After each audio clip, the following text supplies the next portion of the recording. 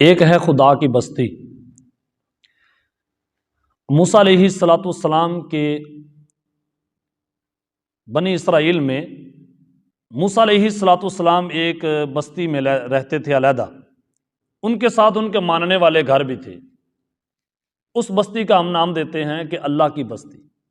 ساتھ ہی بنی اسرائیل کے وہ لوگ بھی تھے جو فرعون کے تابع تھے، فرعون کے زیر اثر تھے۔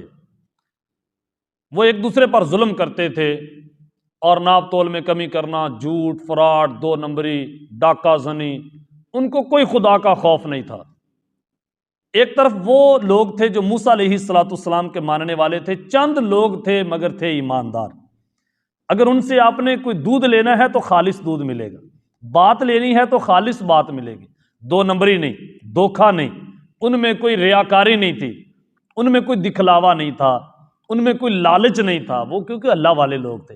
وہ ایک طرف اللہ والے لوگ، ایک طرف وہ فرعون کے نقش قدم پہ چلنے والے لوگ جن کو شیطان نے گمراہ کر دیا تھا۔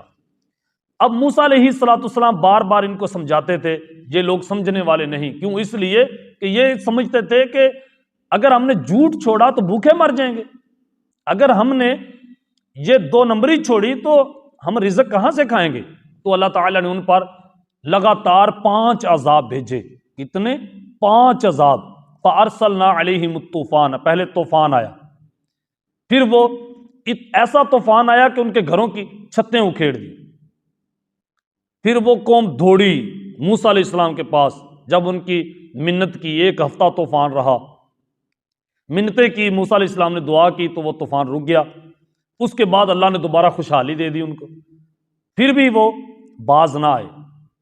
والجرادہ، پھر ان پر اللہ تعالیٰ نے ایک اور ٹڈی دل کی بارش کر دی، پھر وہ عذاب آیا ان پر، ان کی کھیتیں اجاڑ دیں، ان کے پکے ہوئے پھل اجڑ گئے، باغ اجڑ گئے، ان کے گھروں میں، ان کے کھانوں میں وہی مکڑیاں۔ پھر انہوں نے موسیٰ علیہ السلام سے دعا کی، موسیٰ علیہ السلام کی منت کی، پھر موسیٰ علیہ السلام نے اللہ کی بارگاہ میں التجا کی، وہ بھی عذاب ٹل گیا۔ والجرادہ والقملہ، پھر اللہ تعالیٰ نے تیسرا عذاب ان پر نازل کیا۔ وہ کیا تھا؟ وہ تھا جوؤں کا عذاب۔ ان کے یہ جو سروں کے بال ہیں یہ انہوں نے اکھیڑ دیے، ایسی جوئیں پڑی، آٹا لے کے جاتے تھے تو آٹا وہ سارے کھا جاتی تھیں، وہ چھوٹے چھوٹے کیڑے، جوئیں سب کھا جاتے، ان کے داڑھیوں کے بال، ان کے عورتوں کے سروں کے تمام بال جھڑ گئے، بستروں میں جوئیں، ہر جگہ پہ جوئیں، اور گھن آتی تھی ان کو یہاں دیکھ دیکھ کر۔ پھر وہ رونے لگے، چلانے لگے، پھر وہ موسیٰ علیہ السلام کے دربار میں گئے، وہاں انہوں نے منت کی کہ دیکھو آپ کی بستی میں تو کوئی ایسا معاملہ نہیں ہے، ہمارے ادھر دیکھو جا کے، ہمارے تو جینا ہمارا حرام ہو گیا۔ تو موسیٰ علیہ السلام نے پھر دعا کی، اور اسی شرط پر دعا کی کہ تم توبہ کرو گے۔ توبہ کا نام لے لیتے تھے اور اس وقت توبہ کر لیتے تھے، اس کے بعد ان کی حرکتیں پھر وہی ہوتی تھی۔ یوں جیسے اگر پتا ہو کہ زلزلہ آ رہا ہے تو لوگ کہیں توبہ توبہ توبہ، استغفار، لا الہ الا اللہ، محمد رسول اللہ، تو کیا کیا کلمات پڑھتے ہیں۔ جب وہ زلزلہ رک جاتا ہے تو پھر وہی گانے، وہی باجے، وہی حرام خوریاں، وہی 2 نمبر دھندے۔ اگر تو برباد ہو گیا سب کچھ، پھر تو گیا نا، پھر تو خود بھی غرق ہو گئے، سبھی غرق ہو گئے۔ تو اگر بچ گیا تو پھر وہی کام، وہی 2 نمبریاں، وہی دھوکے بازیاں، وہی چوریاں، وہی والدین کو گالم گلوچ، وہی والدین کے ساتھ سلوک جو پہلے کیا جا رہا تھا۔ یعنی توبہ نہیں کی، اللہ کی بارگاہ میں جھکے نہیں، وہی بے نمازی، جیسے پہلے بے نمازی تھے پھر بھی بے نمازی، وہ توبہ جو آرٹیفیشل تھی وہی توبہ وہ کرتے تھے۔ انہوں نے وہی توبہ کی، موسیٰ علیہ السلام کے دربار میں گئے، توبہ کی، اور موسیٰ علیہ السلام نے دعا کی، عذاب ٹل جاتا تھا۔ اس کے بعد پھر جب آتے ان کا کاروبار وہی رہتا، ان کا کام وہی رہتا، حرکتیں ان کی وہی رہتی۔ تو اللہ تعالیٰ نے 5 عذاب بھیجے، پھر مینڈکوں کا عذاب آیا، اس کے بعد پھر ایک عذاب آیا جس کو کہتے ہیں خون کا عذاب۔ مفسرین کرام بعض اوقات بتاتے ہیں کہ ان کے ناک سے خون آتا تھا، بعض کتب میں لکھا ہے کہ ان کے گھڑوں میں، ان کے برتنوں میں سارا خون بھرا جاتا تھا۔ جب وہ موسیٰ علیہ السلام کی اس خدا کی بستی کے پاس جاتے تو ان سے پانی لیتے، ان کا پانی ہوتا، ان کے گھڑوں میں خون ہوتا۔ جب وہاں سے پانی لیتے، ہاتھ میں پانی ہوتا، جب پیتے تو خون بن جاتا۔ یعنی یہ اللہ کا عذاب ان پر تھا۔ تو عذاب آیا کیوں؟ فارسلنا علیہم الطوفان والجراد والقمل والضفادع والدم آیات مفصلات فاستکبروا وکانوا قوما مجرمین، یہ قوم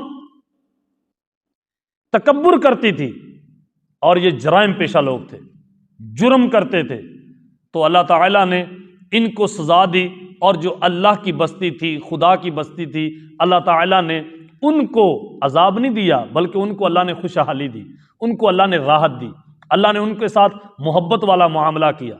اگر کوئی بستی اللہ کی نافرمانی کرے اور اللہ کے حکم کے آگے اکڑ جائے، اذان ہو گئی ہے، اب اللہ کی طرف سے آواز آ رہی ہے، اللہ اکبر اللہ اکبر، وہ بتا رہے ہیں کہ اللہ سب سے بڑا ہے۔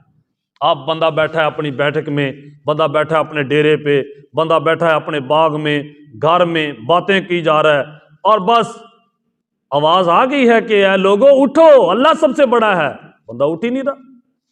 بہت ٹھیک ہے اللہ بڑا ہے بس، لیکن وہ آکڑ، وہ مغروری، وہ جا کے جھک نہیں رہا اللہ کی بارگاہ میں، اے اللہ میں نے مان لیا ہے کہ تو ہی سب سے بڑا ہے، اے اللہ میں تیری بارگاہ میں عاجز ہو گیا ہوں، مالک تو ہی سب سے بڑا ہے۔ اگر ایسا نہیں کرتے، عاجزی نہیں کرتے، تو پھر ایسی قوم کا حشر بھی وہی ہوتا ہے جو اللہ تعالیٰ نے بنی اسرائیل کی ان بستیوں کا حشر کیا ہے۔ لو ان اہل القری آمنوا واتقوا لفتحنا علیہم برکات من السماء والارض ولکن کذبوا فاخذناہم بما كانوا یصنعون، کہ محمد سے وفا تو نے تو ہم تیرے ہیں، یہ جہاں چیز ہے کیا لوح و قلم تیرے ہیں۔